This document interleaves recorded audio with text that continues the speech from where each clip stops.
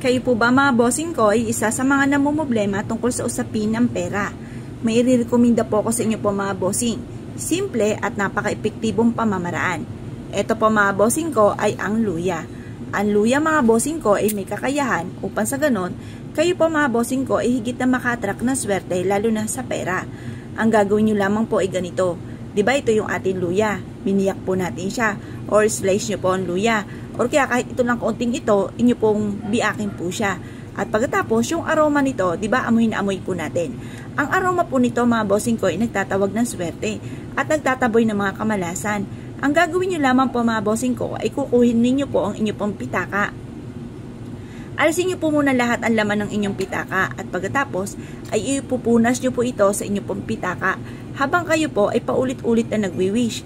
Sabihin nyo po, sa pamamagitan nito, lahat ng mga pangarap ko ay matutupad. At ang aking pagiging masipag ay may patutunguhan. I-wish nyo na po lahat ng gusto po ninyo. Ipahid nyo po ito ng bahagya. Magkakaroon ako ng maraming pera. Ganun po ang pag-wish mga bossing.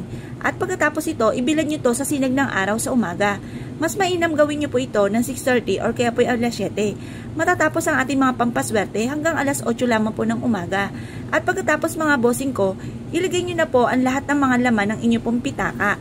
Pwede nyo rin po itong gawin mga bossing ko sa inyong pong bag or taguan ng inyong pong pera. Pwede rin naman po ito sa inyong pong kaha. Upang sa ganun, masigit po kayo na maka-attract ng swerte lalo na sa pera. Proven po ito mga bossing.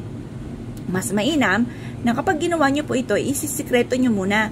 Kasi may mga pagkakataon na hindi ka pa sinuswerte at may nakaalam, nainggit ka agad dahil baka isipin na kayo ay baka yumaman.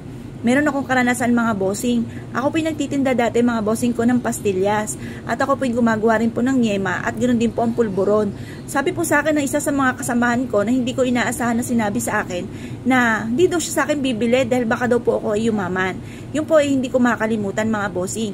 Pero kamusta naman ang mga taong gumagawa ng mga ganon at nagsasalta ng mga ganon mga bossing? Sa kanila rin po ang balik ng karma mga bossing. Kasi once na ikaw po ay nainggit sa inyong pong kapwa, masama po yun mga bossing. Gawin nyo na lang silang huwaran na balang araw ay magiging ganon ka rin at magsipag ka lalo mga bossing. Ngayon po mga bossing, gawin nyo po ito dahil ito po ay protection din sa mga taong inggitera at pakilimera at sa mga taong may bad intention sa inyo.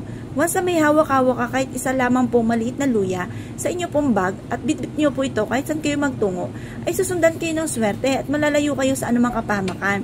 Kung naniniwala po kayo at nais po itong gawin, huwag na po kayo magpatumpik-tumpik pa dahil proven po ito na maswerte. At ito po yung mga bossing ko iaadyak ako sa lagi kayo suswertihin. Mabilis ang pasok ng swerte ng pera at taboy lahat ang mga kamalasan. Mapapasin nyo na parang lagi kayo iaadyak kung saan lagi kayo suswertihin basta meron kayong ganito.